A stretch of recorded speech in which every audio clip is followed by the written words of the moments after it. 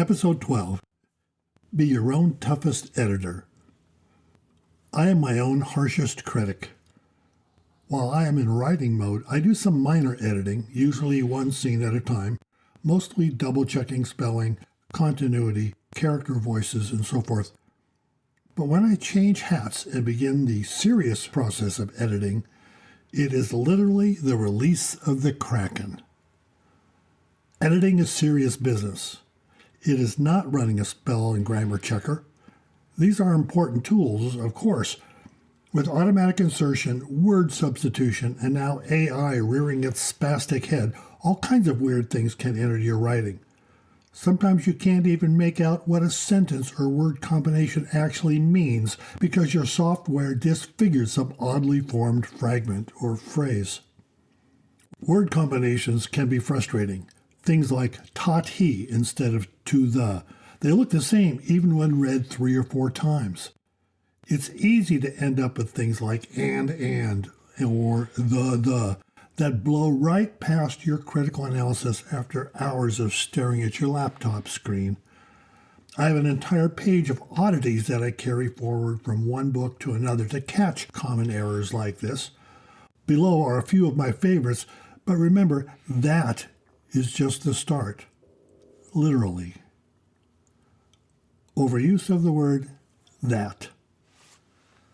That is an understatement. We so often overuse the word that we don't even pay attention to it. There are specific purposes for that word. When the relative pronoun that, which, who, whom, or whose functions as the object of the verb in the relative clause, it can be and usually is omitted. Although its use here is not strictly wrong, deleting it from the relative clause creates a more concise sentence. Phew, that's what Webster had to say. Sounds complicated, but not really. Here are a few examples where that, or who, when referring to people, can be omitted.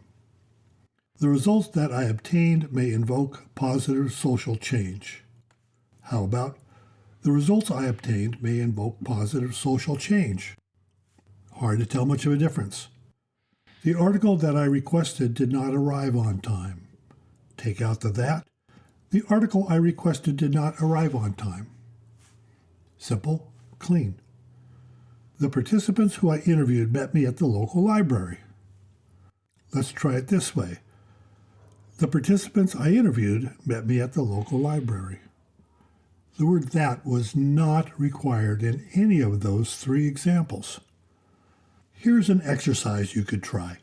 Using your word processor's find and replace function, pick about 1,000-word piece and replace all instances of that with some obvious special character not used anywhere else, like the pound sign.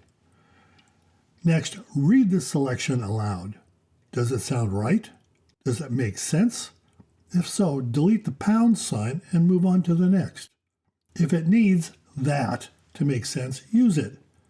You might discard a that when technically it should be used, but overusing any word makes your writing feel and sound clumsy.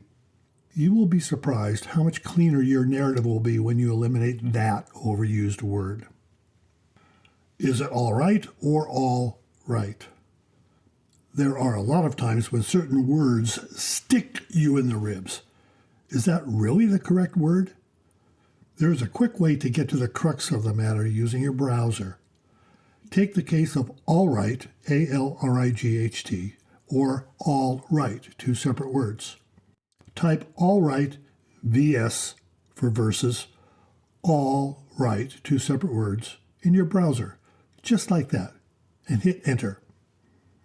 You will return a bunch of links to various grammar sites that can explain what word combination or word choice is correct, when either is acceptable or under what conditions, such as Harbor, spelled H-A-R-B-O-U-R,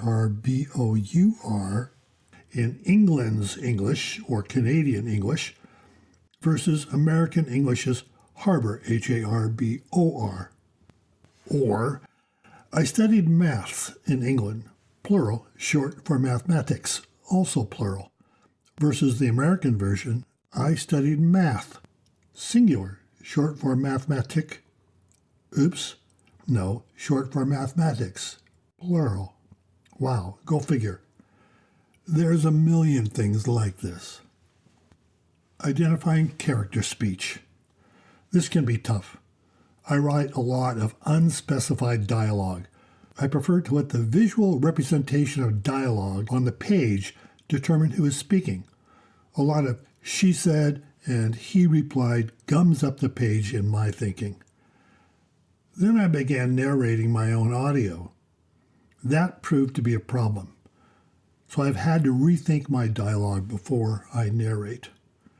Some grammarists suggest avoiding using anything besides he or she said, but I find that stale and boring. But look critically at your dialogue. Make notes in your draft as to who is speaking if it is not specifically called out to make certain you don't get lost, nor do your readers. If it is confusing, add identifiers, but don't abuse this. Again, think brevity, conciseness. Character voices. Perhaps one of the hardest things to overcome is writing your characters in your voice, not a unique one. And I don't mean mucking up character speak in dialect, making everyone sound like they are Irish. And no offense to the Irish, I have relatives that came all the way from County Cork years ago. Each character needs to sound unique, in subtle ways mostly. Identify dialogue, especially banter in a scene. Look for subtle ways to make the character sound unique, and keep notes about this. Try and have consistency throughout the story with their unique speaking patterns. It's something you have to work at. Read your writing aloud and don't trust your friends. Your eyes interpret letters and words on the page. Reading those words aloud can reveal things that don't quite fit or sound right that you may have overlooked. You may get an insight that you dropped a character by mistake or do not conclude a serious point. That's a good indication you need to edit. If you really hate yourself, record it and play it back to yourself. That's an eye-opener, believe me. But pay no attention to what a friend says, or family.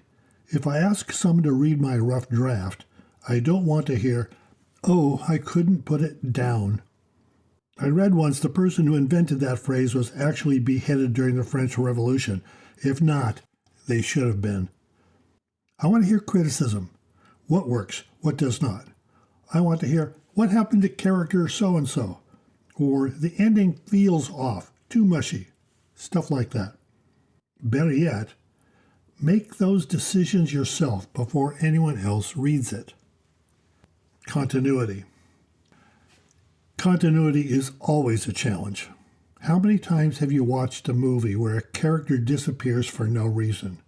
Or a 2020 Honda drives through in the background of a movie supposedly of the 1980s? In one of my favorite ones, in the 2005 movie The War of the Worlds, when the main characters are fleeing the city where all life has been extinguished, if you look up in the upper right corner of the screen, you will see a river cruise boat moving upstream. Pretty funny. In your writing, you have to control those kinds of mistakes. Keep a log of what are called your character arcs, the appearance and disappearance of characters. Make certain you do not lose track of anyone in this story unintentionally. Be accurate. If your character is landing by jet in Paris, make certain it is at Paris Charles de Gaulle Airport, also known as Roissy Airport, but not Paris Airport. The French can be picky like that. Keep track of your characters. I once wrote a novel where halfway through my main antagonist's name suddenly changed. A reader caught it 2 years later. It happens. And another time, I had a company edit book number 2, Cross of Fire, of the Juno Letters series. I did not read it afterwards and authorized them to publish it. Last year, 10 years later, I reread it and discovered they changed the entire flow of the novel, and it made no sense whatsoever. And the connection between this book and book number 3, Clan of the Black Sun, disappeared completely. It lacked continuity. Luckily, I had a backup and fixed it. That was my mistake. The watchword, take responsibility for your own work. I say this all the time. Be your own best critic. Do your own due diligence. I'm not saying don't use a professional editor, but give them the opportunity to do their best work by giving them a draft you can be proud of. If you self-publish like I do, switch hats, stick your ego in your back pocket, and slay the Kraken before it slaves you. More editing and proofing tips will follow in future podcasts, but remember as you go forward, you will never produce a perfect work, so don't beat yourself up. I'm L.W. Hewitt, and I've gone off-grid.